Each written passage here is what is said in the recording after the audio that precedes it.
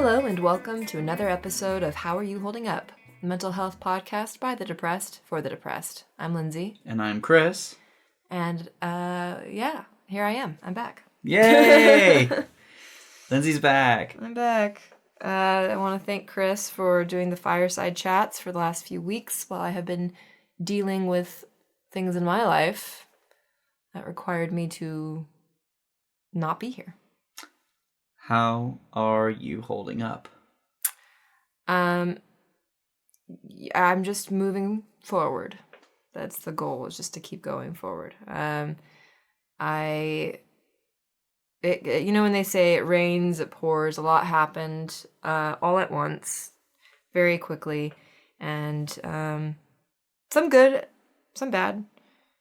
And so, yeah, I've just been trying to, remain a human and be decent and continue and not take out my personal issues on other people. How have you been holding up?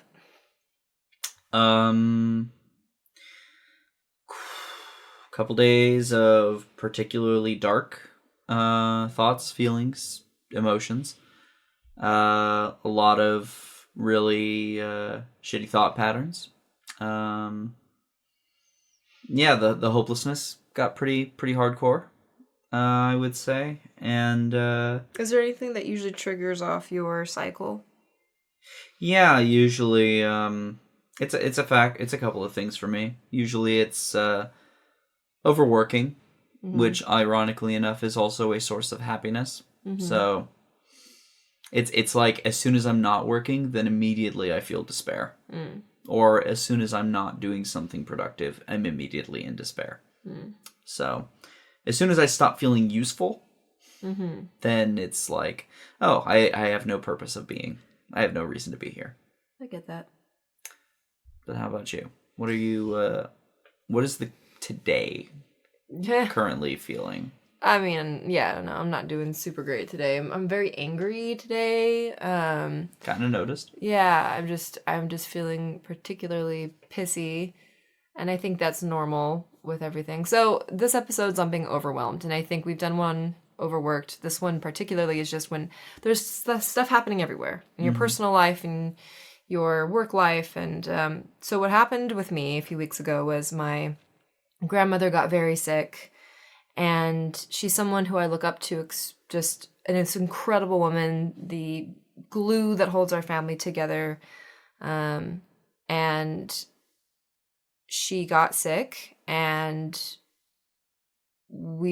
she's very stubborn, and we finally got her to agree to go to the hospital. They treated her terribly. Came out that she did have pneumonia, and they did not send her home with oxygen, and she died that night. And it was not, I did not expect it. I expected she got home with antibiotics. She went to bed. There were people there with her. She would be okay. And that wasn't the case. And that was not the case. And my mom was on the way. She was flying up to Alaska. She was in the airport, one flight in already when she got the news. She was at the Seattle airport when she found out. And we were all planning this huge family trip to go up there to see my grandma. She's kind of amazing. She was a homesteader.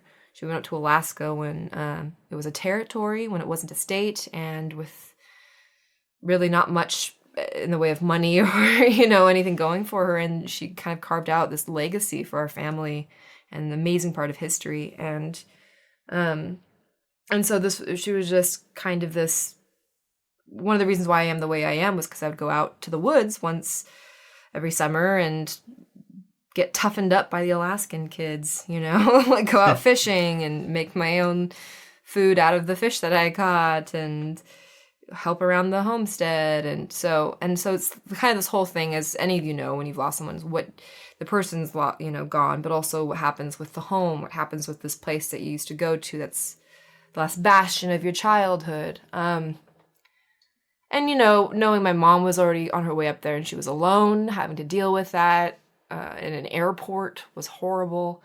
I was also dealing with really toxic roommates at the time. It gotten to a point where no one was talking to each other. The house was filthy. And so I had to get the bravery up to say, hey guys, I need to move out before the lease is out. And I tried to offer some money. It actually went better than expected, and they they said go ahead and move out. So I was in the midst of preparing to move out. My grandmother passed, and some job changes, so those were positive. But with any change, it's very difficult. It takes an enormous amount of energy. Mental, physical, you name it, it's all there. Right. And I don't know, people, that your grandparents are going to pass. I mean, everybody knows it logically. And even if someone's sick and you're watching them go downhill for even a long period of time, once it happens, that's the only time when you can fully feel the mourning of it. Yeah. And it's absolutely uncontrollable. And, you never know when it's going to hit you, when you're going to have a total breakdown where you cannot stop yourself from crying. And I don't like crying in front of people I don't know. I think it's embarrassing and it's weak. And, nobody wants to see a hysterical person at the grocery store. So, I tried to kind of seclude myself.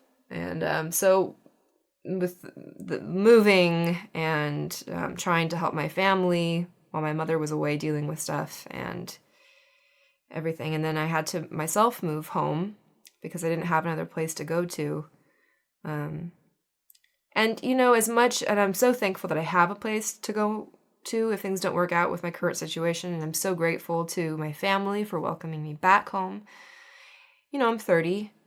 I don't want to have to move home over and over. It's sort of a source of embarrassment. I think I was raised to think, independence is proof that you are being successful. And I feel very much that I am not a successful person. So, and I do have a new job opportunity. It's one of those things where the pay right now is not great at all. In fact, it's more of like you get a little bit of money and you get to do these really cool events. And if you can make something out of this, if we can get a following, etc., then we can start actually having some more real pay. So it's a lot of work for not nothing, really. And it doesn't even cover some of my bills, really, like maybe one or two. And I've got like 3 part-time jobs right now. And I'm not making money. I'm mourning the death of my grandmother and my hero. And I feel like I'm trying to balance a lot of things, and I'm just completely overwhelmed. Yeah.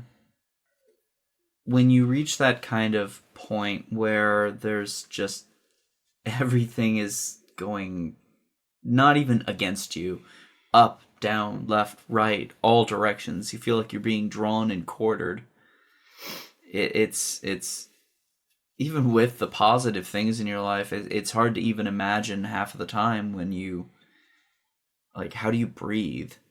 Like, you forget how to breathe. You forget how to do basic human things, especially with mourning. You don't know which stage of mourning you're going to hit this next minute, let alone this next day, this next week.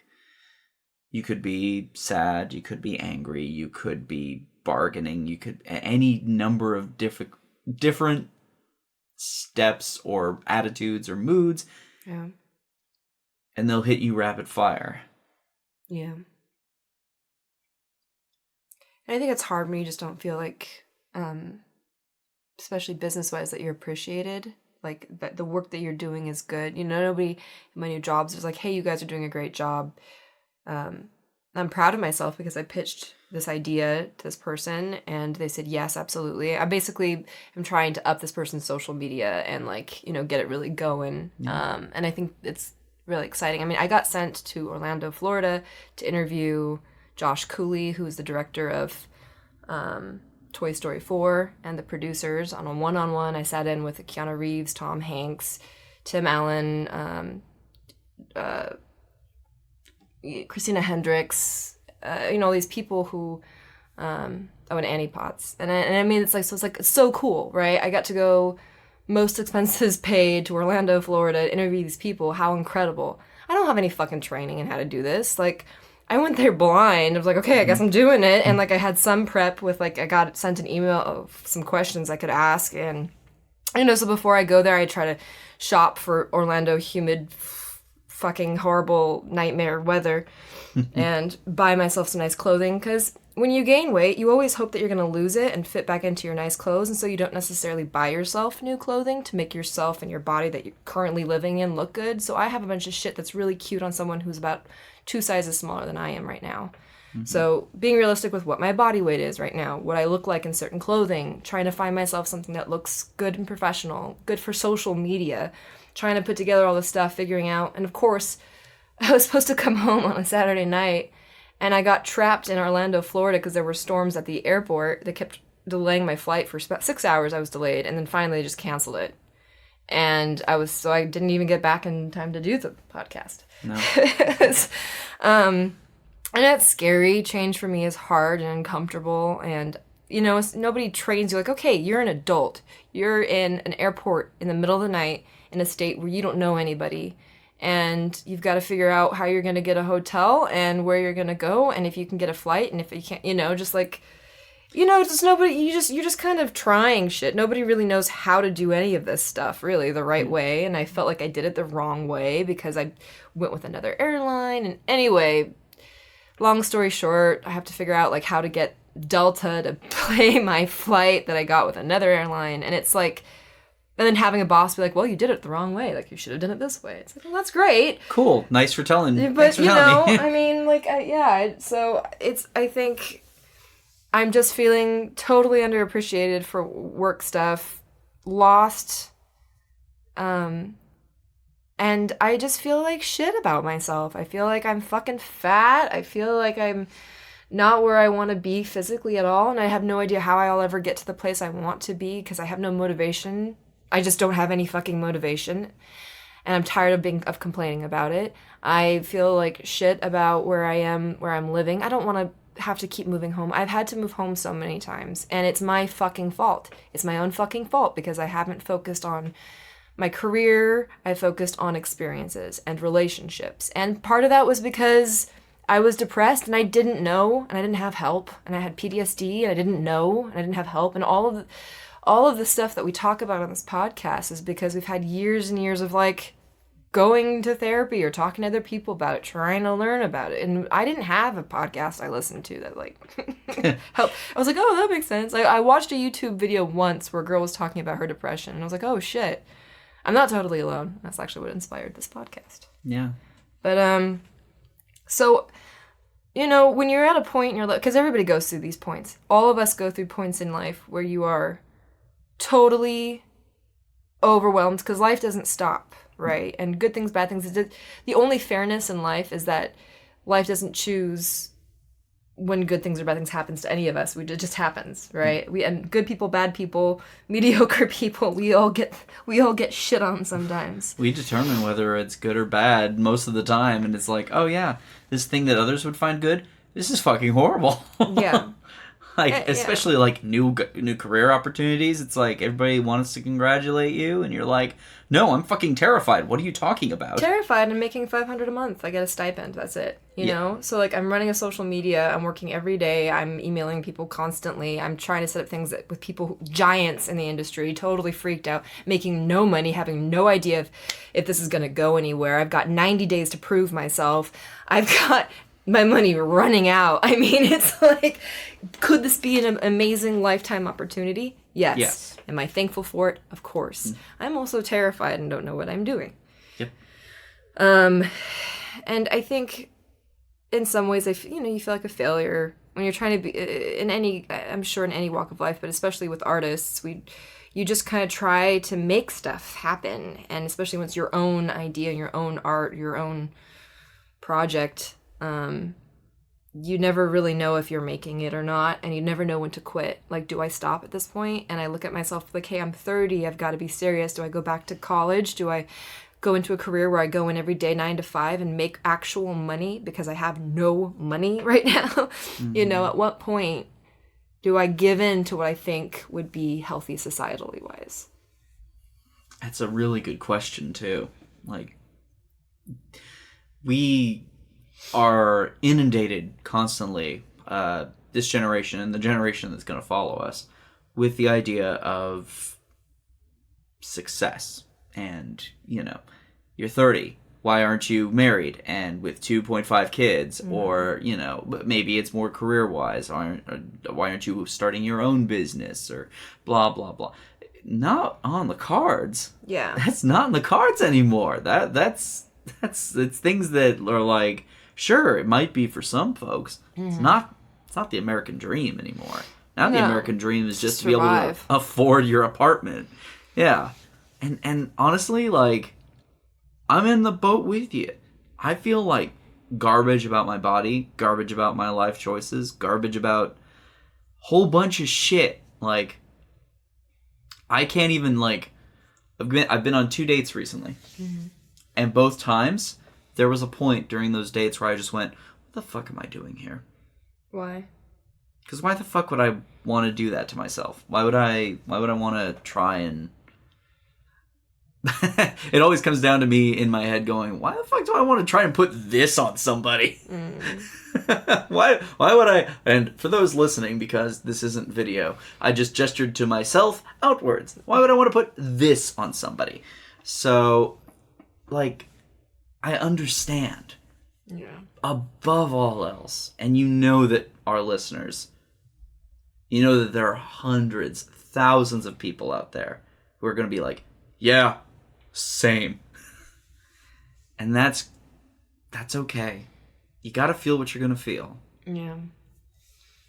I think it's also hard for me with, you know, I've been dating the same person now for about like 7-8 months, and going through, and I've actually we've had a lot of messages from people who go through the same thing, is where you numb the person out, and you know that you care about the person, or you love the person, and you want the person, but you just can't feel it right now. And it takes on this weird, like, I think one of the emails I got said, yeah, it like turns into this, like they're my pet or something. It's so weird where it's like, I care for you, but I have no interest in you. And it's not that I have no interest in my partner. It's just like I can't connect the way I was connecting just a few weeks ago, you know? And I don't know if it's an overwhelming thing. Like I have no spoons. There's no spoons left. They're gone. They're not even like being washed anymore and recycled. They're just gone. I am just running on caffeine and sleeping pills and to-do lists, so I make sure I get what I need to get done. And it's like when I got taken out to a movie, and it was like, yeah, it was fun, and yeah, this person who has no depression is growing in their feelings and excited for the future, and all I can see are criticisms. All I can see are like things that I have problems with in the relationship, and that makes me feel like shit. Like, I want to just have fun and let it be enjoyable and nice, and all I can be like is like, oh yeah, well, you know, we're not making enough money together, and we're not, you know, and it's such an ugly place to be when you're supposed to be having this beautiful budding romance with somebody who's done nothing wrong. Yeah, and that's just the reality of it. And yeah, I try not to pick fights. I try to be honest. Thank God I'm at a place where I'm strong enough and more aware enough to be able to say, hey, right now I'm just not connecting to you in the way that I want to, and it has nothing to do with you. I think I'm depressed. And I hate admitting over and over again that I am just depressed. What, if anything, have you been doing to get by? What's been keeping you afloat besides the aforementioned caffeine, sleeping pills? I mean, you have to keep going, I guess, with like, especially with the work thing. I mean, I just got back. Having projects that I have to do. We're setting up a studio, so like painting the wall, like I have to go, you know, just having to-do lists and working my way through them. My partner set up my gaming computer, which has been nice. So I actually like have a spark of looking forward to playing a video game at some point, and that's nice. Yeah. I mean, I think I just don't have the luxury to lay in bed and not do anything right now, because if I want anything to happen, I just have to keep trekking forward. And when you live at home, my mom is this incredible force of nature. She's a type A personality, and she just gets things done. And so there really is no just hanging out and moping in your bedroom when you're moved back home on somebody else's rules and timelines. So, and I have a little sister who wants to hang out with me. And, you know, I have family coming in a few weeks, and I'm surrounded by people who love me and who are understanding of me, but who are also pushing me. Yeah. And so, honestly, that's probably what's getting me through. And I haven't really sat with myself and really been like, how am I doing at all? Like, this is probably the first time I've really sat and thought about it for a while. I've been constantly surrounded by people. Even when I'm in like bed alone, I'm either watching a YouTube or on the phone with somebody until I fall asleep. I just can't afford to be alone right now, I think, is what's... Yeah. There's nothing worse when you're feeling that way. Yeah, well, it's just too much to deal with right now. Yeah. And I mean, I've had times alone. Like, there's times where I was driving the car with no music on, or, you know, I don't know. I need to take some introvert time, because if you guys can't tell, I am completely fried. I have not been alone. It's like a good and a bad. I haven't been alone at all. I need to be alone. Yeah. Yeah. Yeah. You got to go for like a late night drive, windows down. If I could afford the gas, I would. Oh, God. Ain't that the fucking truth of it? Of course, I could go on a walk, but, you know, I hate moving. I mean, the reality is, like, I there are things I like to do physically. It just does not involve walking in the heat in California. No. I mean, that's the thing. I always wish I could take, like, night hikes, but, you know, then you get eaten by a bear. So, you know, we're not even in an area where bears live. A bear will find me. That's just the way that's going to work. So, yeah. It's a lot. Yeah, it's overwhelming. Hey. So, all that said, though, you're not hopeless. You're not feeling hopeless, right? You got some light. It kind of pendulum swings between being absolutely, like, I am absolutely never going to make enough money. This relationship is not going to work. I'm never going to get to a place where I love my body. And pendulum swinging over to, I am going to make this work.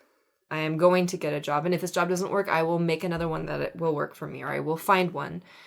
That I am not stuck in a loop. I am not in a cage. I can keep going forward. It just requires to continue and not give up. So it's kind of a back and forth. Sometimes that's just where you gotta be. I mean, that's just, sometimes you don't have a choice.